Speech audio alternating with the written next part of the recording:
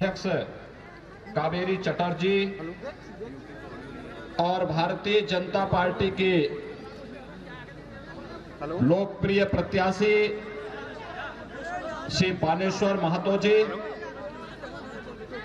और तमाम बाधाओं को तोड़ते हुए इस सभा में उपस्थित हजारों की संख्या में यहां पर उपस्थित इस विधानसभा क्षेत्र से जुड़े हुए सभी उपस्थित भाइयों बहनों, मैं आप सबका दोनों जगह हृदय से अभिनंदन करता हूं, स्वागत करता हूं। मेरे लिए यह अत्यंत महत्वपूर्ण है कि मैं स्वयं मर्यादा पुरुषोत्तम भगवान श्री राम और लीलाधारी भगवान श्री कृष्ण की पावन धरती से परमहंस राम कृष्ण जी की इस पावन धरती पर आया हूं। इसके लिए मैं आप सबका हृदय से अभिनंदन करता हूं, स्वागत करता हूं।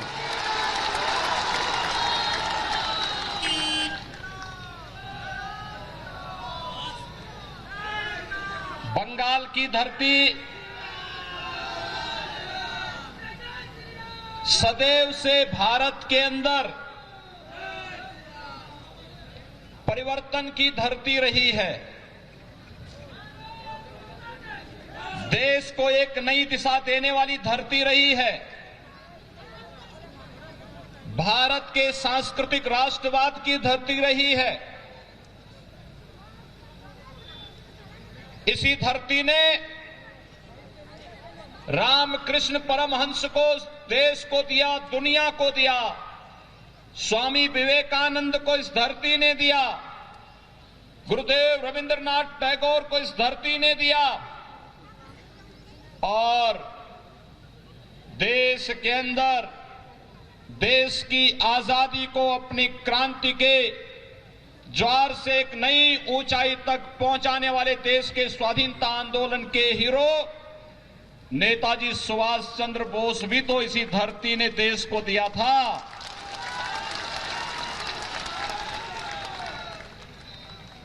भारतीय जनसंघ के संस्थापक अध्यक्ष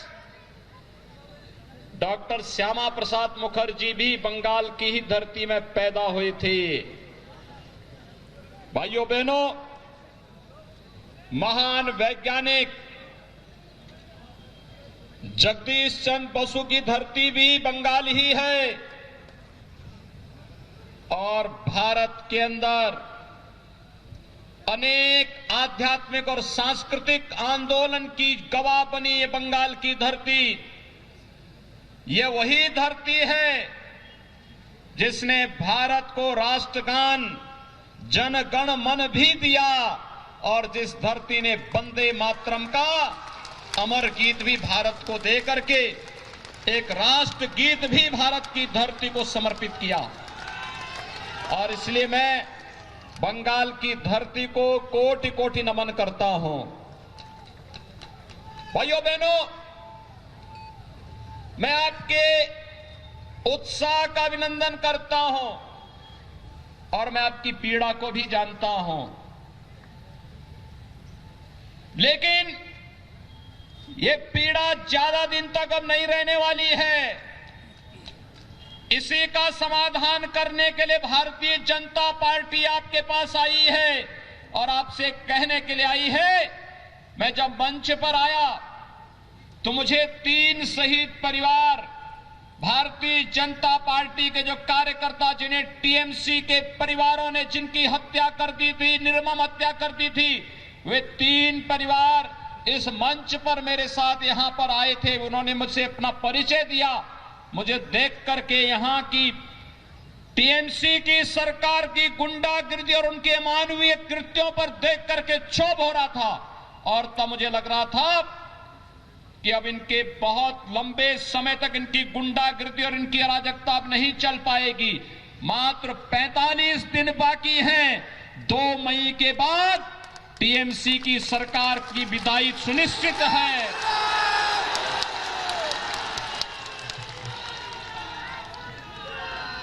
ये तीनों परिवार मोनिका कुमार,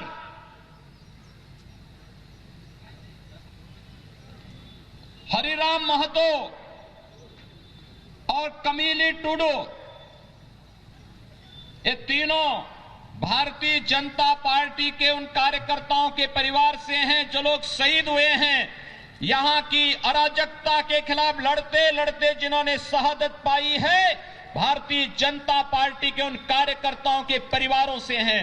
आप देख रहे होंगे मोनिका कुमार क्या उम्र है, इस उम्र में उसे विधवा बना दिया गया। ये टीएमसी के गुंडे एक कानून को नहीं मानते। और याद करना, 2 मई के बाद जब भारतीय जनता पार्टी की सरकार आएगी तो इन गुंडों को चुन चुन करके सजा दिलवाई जाएगी।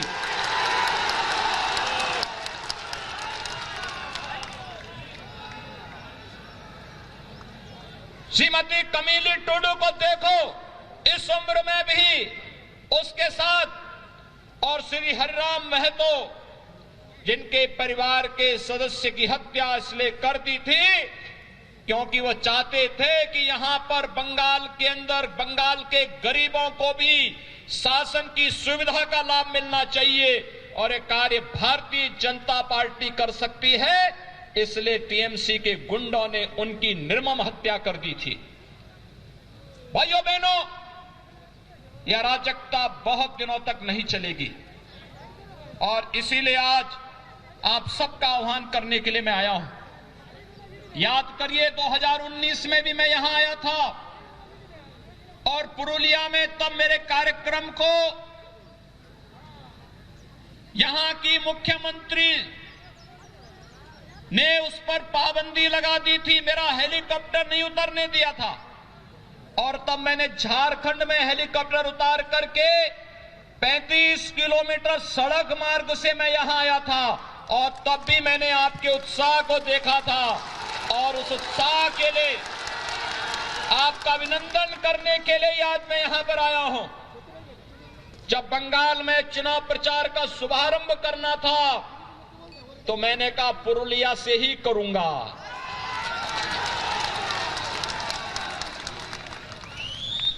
पुरुलिया से इसकी शुरुआत करूंगा। लेकिन मैं आज भी जब आया मैं देख रहा था, अभी भी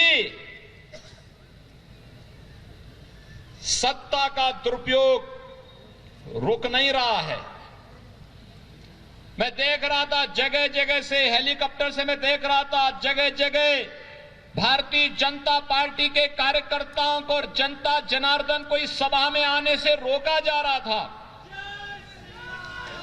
लेकिन जब मुझे कार्यकर्ताओं ने कहा कि यहां तो अभी सभा में भीड़ ही नहीं हो पाएगी, मैंने कहा चिंता मत करिए, मेरे पहुंचते ही भारतीय जनता पार्टी का बहादुर कार्यकर्ता सारे बंधनों को तोड़ करके सभा स्थल पर पहुंचेगा। और आज एक बार फिर से आपने साबित कर दिया है, हर प्रकार के अन्याय और अत्याचार के खिलाफ आप लोग लड़ते हुए अपनी मंजिल को प्राप्त करेंगे, इसमें कोई संदेह नहीं होना चाहिए। और आज ये सभा उस रूप में यहां पर प्रारंभ हो रही है। भाइयों बहनों, मुझे आश्चर्य होता है, ममता दीदी जय श्री राम के नारे से बहुत चिढ़ती है, और जब मैं यहां पे आया तो मेरा अभिवादन जय श्री राम कहकर के सभी लोगों ने किया है।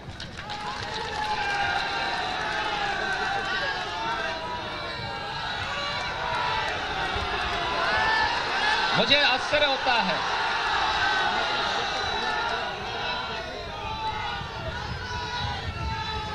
वैसे एक परिवर्तन तो हुआ है। 2014 के पहले इस देश के अंदर एक ऐसी पीढ़ी, एक ऐसी नस्ल पैदा हो गई थी बड़ी संख्या में, जो मंदिरों में जाने को ये मानते थे कि उनके सेकुलरिज्म इससे खतरे में पड़ जाएगा। लेकिन आज मैं देख रहा हूं ममता दीदी भी अब मंदिर में जाकर के चंडी पाठ कर रही है। ये परिवर्तन है ना, यह है नया भारत। हर व्यक्ति को भगवान की शरण में जाना ही पड़ेगा।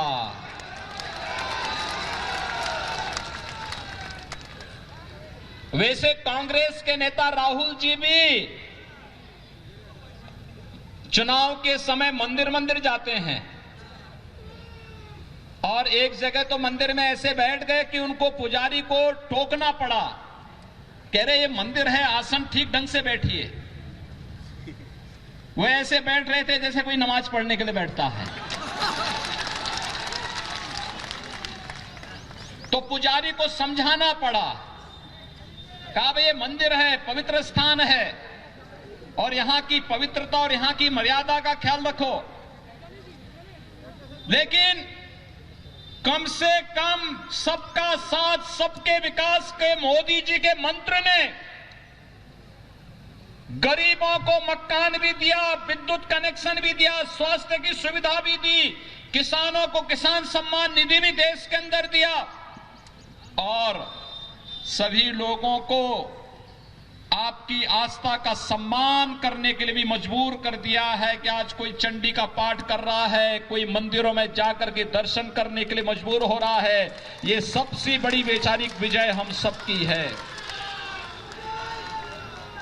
जब वैचारिक विजय के मंच पर हम लोग जीत चुके हैं तो जनता जनार्दन का आशीर्वाद स्वतः ही भारतीय जनता पार्टी को प्राप्त होना है और वही आशीर्वाद मांगने के लिए भारतीय जनता पार्टी के कार्यकर्ताओं के लिए यही आशीर्वाद प्राप्त करने के लिए आज मैं आपके बीच में यहां पर उपस्थित हुआ हूं।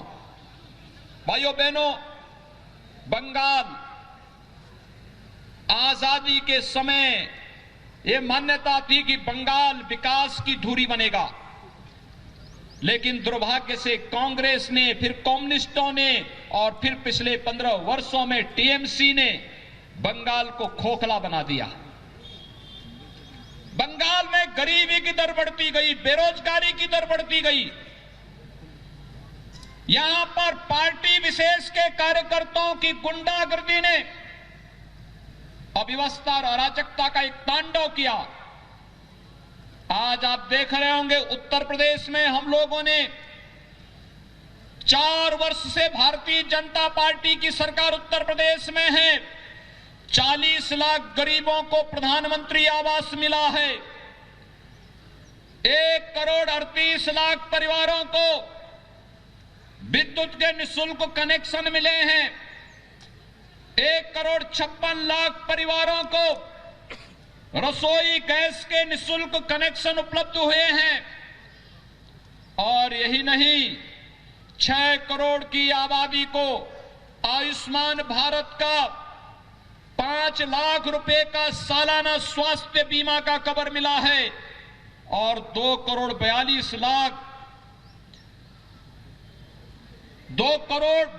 लाख किसानों को प्रधानमंत्री किसान सम्मान निधि का लाभ अकेले उत्तर प्रदेश में मिला है। भाइयों बहनों, उत्तर प्रदेश जैसे बड़े राज्य में इतनी सुविधाएं मिल सकती हैं तो बंगाल में क्यों नहीं? बंगाल में टीएमसी की सरकार जनता को इन विकास की सुविधाओं से वंचित करना चाहती है, इन सुविधाओं को नहीं लेने देना चाहती है और यही कारण है विकास के मोर्चे पर बंगाल पिछड़ता गया। यहां गरीबी बढ़ती गई, बेरोजगारी बढ़ती गई और आज इसीलिए प्रधानमंत्री मोदी जी के आह्वान पर, अमित शाह जी के गृह मंत्री अमित शाह जी के आह्वान पर, भारतीय जनता पार्टी के राष्ट्रीय अध्यक्ष माननीय श्री जगत प्रकाश नड्डा जी के आह्वान पर भारतीय जनता पार्टी का एक एक कार्यकर्ता बंगाल के नागरिकों को न्याय देने के लिए एक बार फिर से इस चुनावी समर में सबके सामने आया है और मैं आप सबका आह्वान करना चाहूंगा। बंगाल को टीएमसी, कांग्रेस और कम्युनिस्टों की गुंडागर्दी का अड्डा नहीं बनने देना है और इसके लिए हमें एक बार फिर से अंगड़ाई लेनी पड़ेगी। भाइयों बहनों, मुझे आश्चर्य होता है, यहां का टीएमसी की सरकार पिछले 15 वर्षों से गौ तस्करी करके गौ माता को बंगाल पहुंचा देती है, कटने के लिए पहुंचा देती है।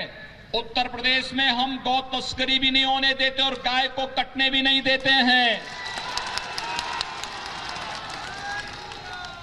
मैं पिछले दिनों टीएमसी के एक मंत्री का बयान पढ़ रहा था। वो बेशर्मी के साथ गाय को काटने की वकालत कर रहा था। पता नहीं क्यों ममता दीदी ने उसे अपने मंत्रिमंडल में रखा था। उसको उसी दिन बर्खास्त करके बाहर का रास्ता दिखाना चाहिए था, लेकिन क्योंकि उनकी नेता स्वयं ही इस बात के लिए उनको प्रश्रय देती है। यहां पर अवैध घुसपैठ के कारण पश्चिमी बंगाल में और खासतौर पर इस सीमावर्ती क्षेत्रों में यहां के गरीबों का राशन अवैध रूप से घुसपैठ करने वाले लोग खा जाते हैं और यहां का गरीब देखता ही रह जाता, उसको सुविधा का लाभ नहीं मिल पाता है। लेकिन भारतीय जनता पार्टी आज आपके सामने इन सभी समस्याओं का समाधान लेकर के आई है और इसलिए मेरी आप सबसे अपील है, भारतीय जनता पार्टी के प्रत्याशी श्री बानेश्वर महतो को भारतीय जनता पार्टी ने अपने प्रत्याशी के रूप में आपके बीच में उतारा है और मेरी आप सबसे अपील है, भाइयों बहनों, श्री बानेश्वर महतो एक जुझारू कार्यकर्ता है, आपके लिए लड़ाई लड़ने की क्षमता रखता है। यहां के सांसद श्री ज्योतिर्मय सिंह महतो के साथ मिलकर के विकास के कार्यों को एक नई ऊंचाइयों तक पहुंचाने का कार्य करेगा और इसके लिए श्री बानेश्वर महतो को भारतीय जनता पार्टी ने अपना प्रत्याशी बना करके आपके बीच में उतारा है। बानेश्वर महतो के समर्थन में आप सभी सहयोग करेंगे? हाथ खड़ा करके मेरे सामने जोर से बोलेंगे, दोनों हाथ ला करके बोलेंगे जय जय श्री राम, जय जय श्री राम। कमल चुनाव चिन्ह पर बानेश्वर महतो को भारी बहुमत से विजयी बना करके पश्चिमी बंगाल विधानसभा में भेजे और यहां पर बानेश्वर महतो और यहां पर सांसद श्री ज्योतिर्मय सिंह महतो मिलकर के यहां पर विकास लोक कल्याणकारी योजनाओं को तो आपके पास लेकर के आएंगे ही, साथ साथ भारतीय जनता पार्टी के उन कार्यकर्ता परिवारों को भी न्याय दिलाने का काम करेंगे जो कार्यकर्ता हमारा शहीद हुआ है बंगाल के लिए और बंगाल के नागरिकों को न्याय देने के लिए शहीद हुए हैं, उन परिवारों को भी न्याय दिलाने का कार्य करेंगे। मैं एक बार फिर से आप सबका हृदय से अभिनंदन करता हूं। बंगाल की सांस्कृतिक राष्ट्रवाद की धरती को कोटि कोटि नमन करते हुए भारतीय जनता पार्टी को भारी बहुमत से सलील जी अपील आप सबसे करते हुए अपनी वाणी को देता हूं विराम। जय जय श्री राम, जय जय। Audio PCR, audio. बहुत दिनों ज्यादा तक अराजकता नहीं चलती है। 2014 के बाद देश में परिवर्तन हुआ है और बंगाल में भी परिवर्तन का वक्त आ गया है। वैचारिक लड़ाई में जीत का भी दावा योगी आदित्यनाथ यहां पर करते नजर आए। जय श्री राम का उद्घोष उन्होंने किया और जनता से कहा कि समर्थन में जय श्री राम के नारे लगाएं। उन्होंने कहा कि 2 मई के बाद टीएमसी के गुंडों को सजा देंगे। तो योगी आदित्यनाथ पुरुलिया पहुंचे थे, लोगों को संबोधित कर रहे थे। उन्होंने कई अहम बातें कही जो हम आपको टेलीविजन स्क्रीन पर दिखा भी रहे हैं कि बंगाल में घुसपैठ होती है।